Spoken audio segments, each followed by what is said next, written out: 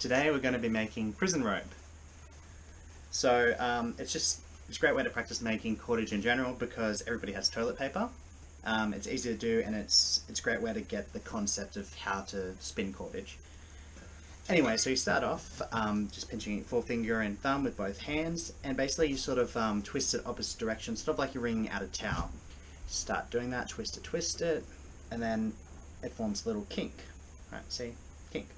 Right, so you take the kink in one hand, and with the other you grab the top. So we have two pieces, top and bottom. Grab the top piece and you spin it clockwise, or in other words away from you, until it's nice and tight. Then you bring it over the other piece. Now this piece becomes the top. Now you repeat the same process again and again. So now this is the top, you spin it clockwise away from you until it's tight. Now bring it over.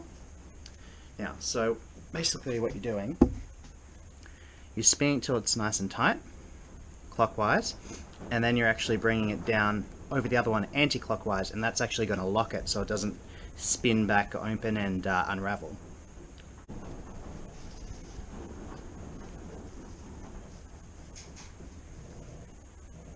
Bring it down.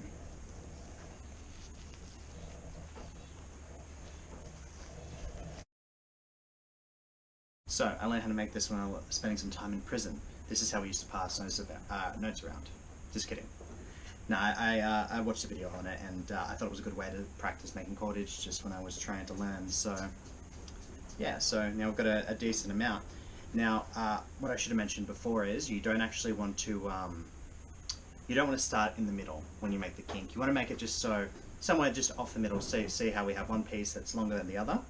Now the reason why you want this is because we're about to run out of toilet paper. So what you do is you take another piece. If you're making plant cordage, you'd use plant fibers, and if you're making sinew, obviously you'd use sinew, but in this case we're making prison rope, we're using toilet paper, and it's just really good visually because you can see exactly what's happening. So you'll take a piece, lay it on top, like so, of that piece, right? And now the process is still the same. So now you just twist it all up together, and then bring it back over that one, and then you continue. Then we have the two strands. How I usually like to finish cordage is to just tie a little knot in the end of it, and that keeps it from unraveling. So I'll just tie a little knot there. Prison rope doesn't really take knots too well, it tends to break, but there we go. And now, so this is where we actually added a bit to it, where we splice it together.